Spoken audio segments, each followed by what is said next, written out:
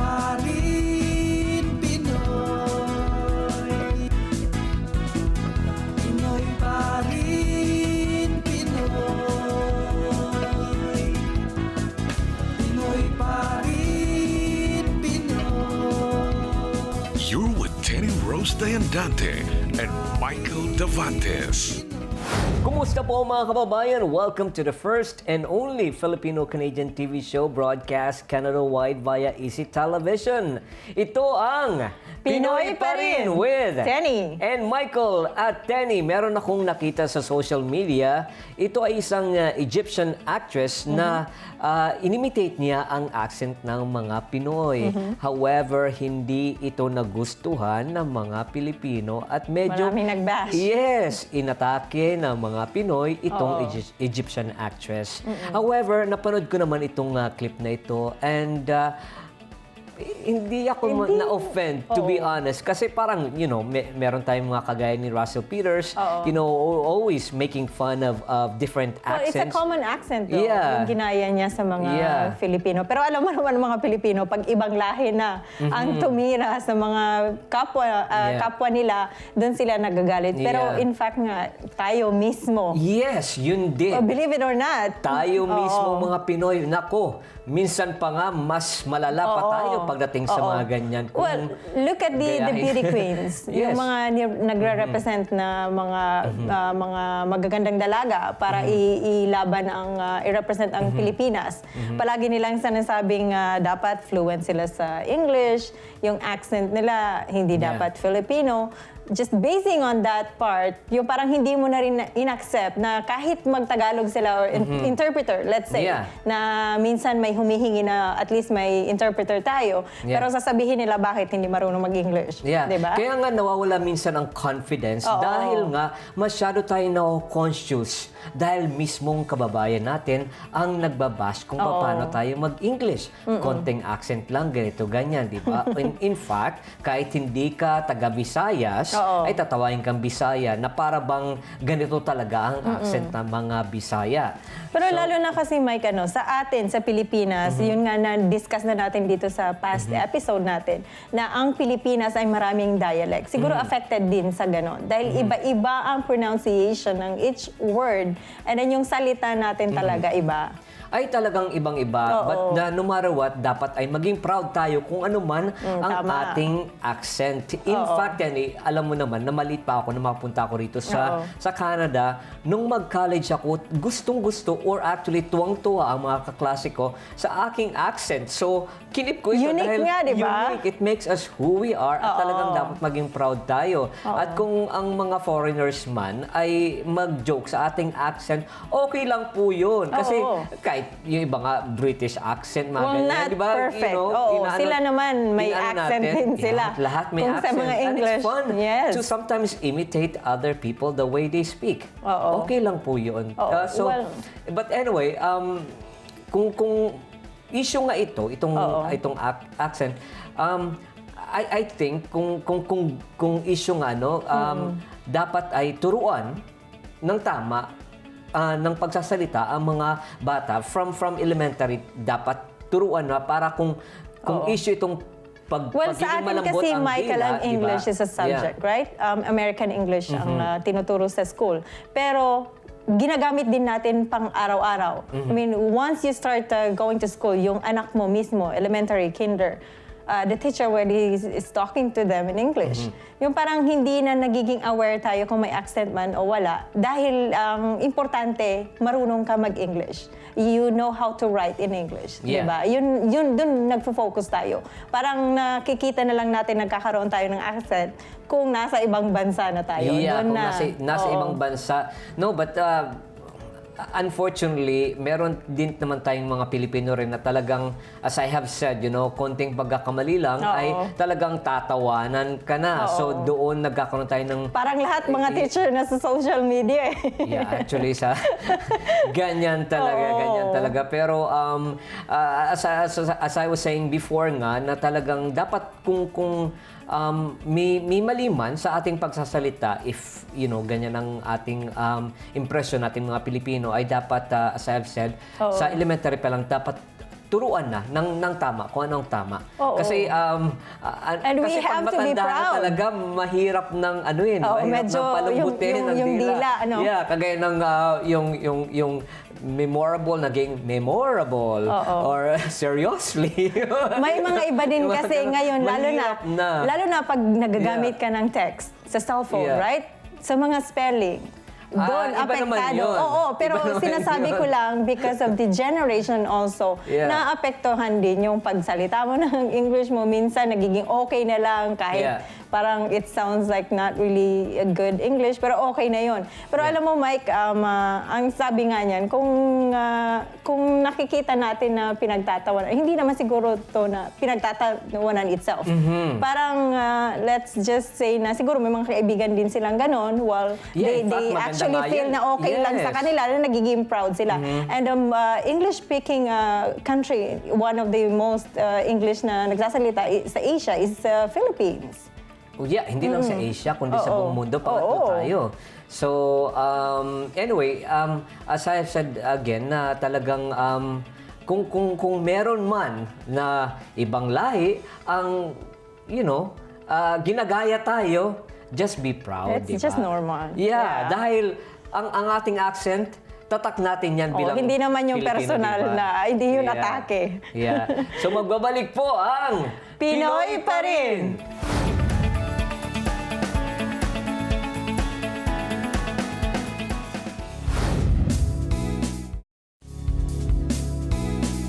Nagbabalik po tayo sa Pinoy Pa Rin. At kasama po natin ang isang accomplished Filipina actress and singer na walang iba kundi si Caroline Faye. Welcome to our show. Welcome. Maraming salamat. Thank you very much. At alam mo, Ten, itong si Caroline Faye, isa sa mga tao na talagang sumubaybay sa atin, encouraging us to go for it talaga. Full support. Full support. So, you are passionate about encouraging the youth especially to go for it, to hone their craft, at talagang, to shine. Of course. Kasi alam niyo ba, isang buhay. Di ba? Only one life. This is not a rehearsal. And we have to give it our 100%. Whether we're young, whether we're old, we catch our second breath, talagang importante yan. Yes. At dahil sa dami ng mga talento mo, Nalilito na kami, Caroline. Nakakalito. Singer, songwriter, choreographer, ang dami-dami. Ang dami Pero pa, artista, sa ngayon, the Tenny, best. we just have to concentrate on the acting. Acting, Kasi okay. talagang yung pa lang, ubus ng ating Well, show. I wanna introduce first Caroline Faye. Isa siya sa mga singer dyan sa House of Jazz. Yes, Dito sa Montreal. yes. Ayun. Gusto ko pa rin i-emphasize yun. Ayan, residence ko Oo. yan. Yeah. Once a month, nasa House of Jazz Oh, yun. kami. Doing blues, our original music. Since because Jazz Festival is really known sa Montreal, that's why. Yeah. So ano ba ang mas passionate ka sa singing or Ay, acting? kahirap ng Mahirap question ba? na yan. Yeah. Oh, Dalawa na lang. Arts. Pwede. You're Lahat. very passionate sa arts. sa arts, In general. lahat, in Yes, general. yes. It's for me, it's a medium to say something. It's a medium to push the Filipino face up front and center. And who was your mentor? Oh my God, my mentor. You know, I left the Philippines not knowing who the big stars were, because when we moved to Canada, I was already pushed into Canadian Quebec culture. So that's really a hard question. I had to learn it on my own. Okay. I had to trust my instincts. So you love art since the Is it beginning because pa of your talaga? mom? Yeah. Started off with ballet lessons, singing lessons, piano lessons. It was just to add to the academics, to have a balance between academics and arts. I think my parents were hoping for me to go into business or something. Nursing. Ayan. Shift to artist. It just Nobody shifted to did, no? artist. Yes. Yeah. But you're doing very well, and we're very proud of you. Thank you. As Thank you. a Filipino. Yeah. I want the Filipino face out there. For the past few months, nakilala mo na din yung mga local artists dito sa Montreal, yung mga kabataan. Anong masasabi mo ngayon sa generation na just like any other artists or Filipinos, especially in Montreal, na pinapakita na nila, hindi na sila nahihiya when it comes to talent? I think they should keep pushing forward. I think that you are the future, so you have to keep giving. And please, please, please, do not forget your roots. With the modern times we have, technology, mix it up with the tradition, and it comes out something new. Pero napakaraming challenges when you're an artist, di ba? Ang isa na dyan yung, let's just say, sa Hollywood, uso yung tinatawag nating whitewashing. So what can you say about it? Well, it's slowly changing. Not fast yet, because you still see Asian-based films done by famous actors we know who are not Asians. I won't name names, but you just Google these Asian-based films and you know we're not there yet. But slowly but surely, there's the Asian group coming out and taking their place and saying that we own these stories. This is our culture. And it's happening in Montreal as well. There's a group of Asian artists that are saying, this is who we are. We have stories to tell. So there's going to be a new generation of producers, movie producers, television producers, radio, and acting, painting. We're here. Which is good, yeah. Well, actually, in Toronto also, there's a lot of artists, Yes. mga Filipino, Canadians talaga, mismo ang production. Yes. And talking about Toronto, you have a play coming, right? Yes, I have a play coming up. It's called Calpurnia. It's written by Audrey Dwyer. And it's a co-production between Nightwood Theatre and Sulong Theatre. Okay. Oh, sulong. Sulong. Just go for it. Go fight. For it. Attack. Attack. Yeah. Now, Sulong Theatre, the artistic director is Christina Hernandez. I just want to make a little Sure, go. sidetrack about Christina Hernandez. Her mother, Cecilia Hernandez, was one of the pioneer folk dance teacher in Canada. In Canada. In Impressive, Canada. yes. And I was one of her students. Oh, wow. So it's kind of like a full circle. Now, Christina Hernandez with Sulong Theatre, her goal is to put the Filipino face on stage, and more specifically, the Filipino woman's face on stage. That's great. So, kaya Sulong. Kailan to magsisimula ang play na to? Yung play, it opens January 14 all the way to February 5. So and it will be playing in Toronto at Buddies in Bad Times Theatre. Pero to make it easy, Google Nightwood Theatre. All the cast are Filipino? No, ako it's lang. And what character are you playing? Okay. What character are you playing? Alam mo yung story ng To Kill a Mockingbird? Yes, It's a classic, yes, di ba? a classic, yeah. I think we studied it in English in our high school Yes. years. Well, in that story, there's a maid. Her name is Calpurnia. Calpurnia is servicing a Caucasian family. Now, what Audrey Dwyer, the writer, did was she took the character of Calpurnia, remodeled it, took a Filipina maid servicing a Jamaican-Canadian family. Kaya you can see the different challenges and the stereotypes of the maid into play in this piece. Now, what's beautiful about the story is being a Filipina and being a Filipina in theater or film, the stereotype is the maid. That's exactly what I was gonna say Diba? about stereotyping in cinema and in theater. We are always the maid or the role, driver or whatever. But this particular There's a story, twist. there is a twist. There is a twist. We have to wait for that. You have to wait for the twist. But the character, all I can say is there is a Filipina maid and all stereotypes are broken. Nice. Hanggang dun lang. Hanggang dun lang ako. Hanggang dun lang ako. Well, this Ang is sorpresa. good. I Yeah. hope that our community could support this Yes, play. yes. So from January 14 to February 5, the theater is at Buddies in Bad Times Theater. It's a co-production by Nightwood Theater and Sulong Theater. And what is the website again? Go Google Nightwood Theater. Nightwood. Nightwood. Theater. Ayan. Yeah. Kenny, dapat makapunta tayo dito. Ayan. But Oo. unfortunately, you're going to the I'm Philippines going though. to Philippines until February 13th. Yes, but I will try Yeah. my best because this is something, that surely dapat hindi ma-miss ng ating community. Siguro. Not just the fact na andito si Do Caroline you think they Faye will play starring it display. in other Ayan nga. Oh, there you go. Yeah. Ayan When nga. I asked that. Ngayon nga, that Pinoy Pa Rin is talking about it. Why not? Who knows? Who I've knows? seen you playing Yeah. a lot of roles here in Montreal. You know, Why not maybe that the one? Filipino community here in Montreal or the Filipino community in Ottawa or anywhere Yeah.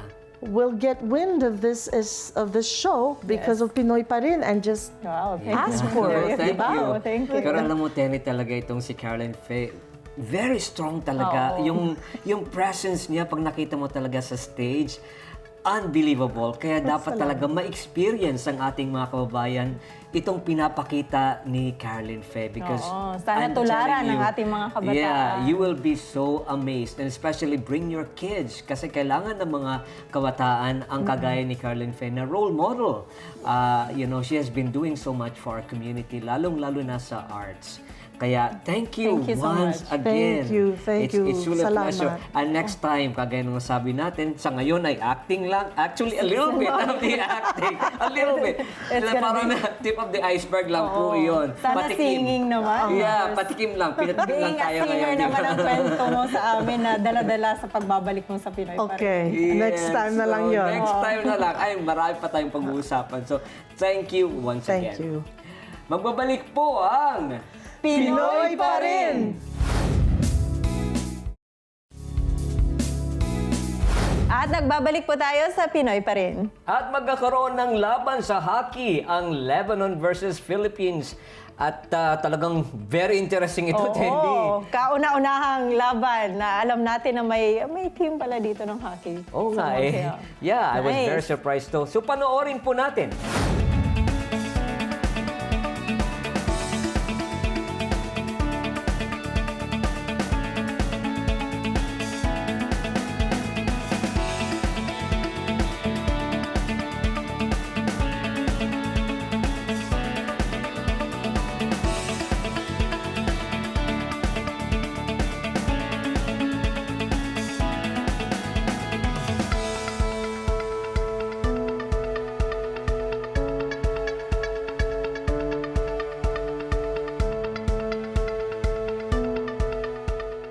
Magbabalik po ang Pinoy Pa Rin! So, Tenny, excited talaga ako mapanood itong show ni Caroline Faye na darating ngayong second week of Oo, ng January. Good Yeah. luck, Caroline Faye. At siya nga pala, Tenny, ay ang aking kaibigan sa New York na si Velson Velez ay magkakaroon ng Manhattan Fashion Week sa February 10. Panoorin po natin.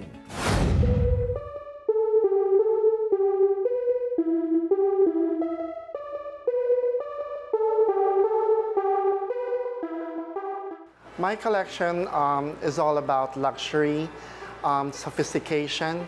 I create clothes which are very opulent.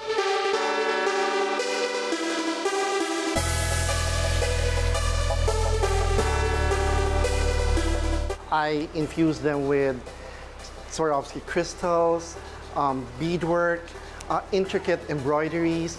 That's what my clothes are all about.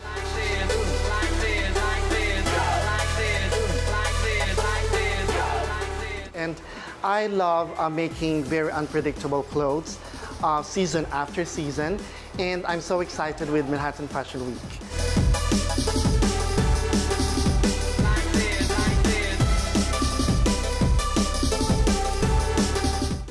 So ayan po ang isa sa mga designers na magpa-participate sa Manhattan Fashion Week na gaganapin ngayong February 10.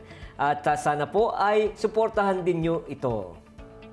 Marami pong salamat sa pagtangkilik sa aming Na programa. nagpupugay sa ating lahi, diwa at kultura. Ating pong isigaw saan man sulok ng mundo. Na tayo po ay Pinoy Pa Rin! When the right people are there at the right time, a lot of opportunities happen, and this is what's happening with us. You're in the desert and you're all dry. It's been 6 days since your camel died. That oasis, it was never there. 2016 was rough. I had a major change in the lineup. Now I thought I was never going to find that chemistry again. I found it again with these gentlemen and even stronger. I bring you water. I bring you water. Ooh.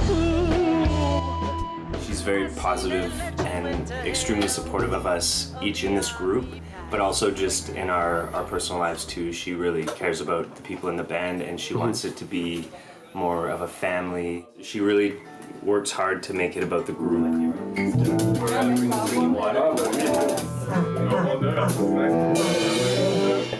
As a leader and as an organizer, I think she's one of the best I've worked with.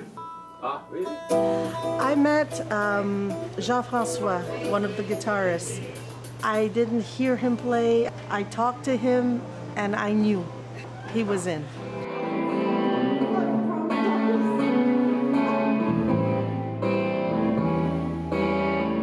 We had different backgrounds, so we put everybody different things.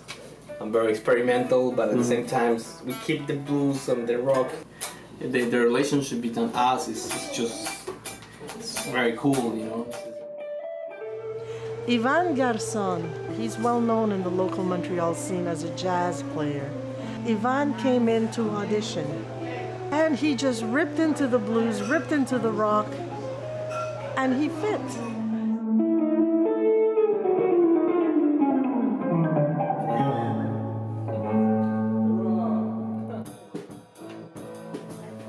Brandon, the drummer. I used to book Brandon when I was a booker for the House of Jazz, and I would sit there and enjoy. So I sent Brandon a text saying, would you know of anybody? He says, yeah, me, I'll do it.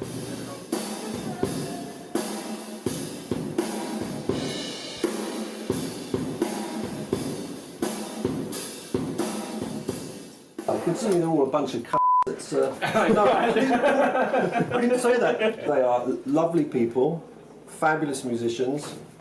I'd marry any one of them. Oshin was with me for a long time. He's my muse. He's so out of this world with his stories that just listening to him, I can write my paragraphs easily.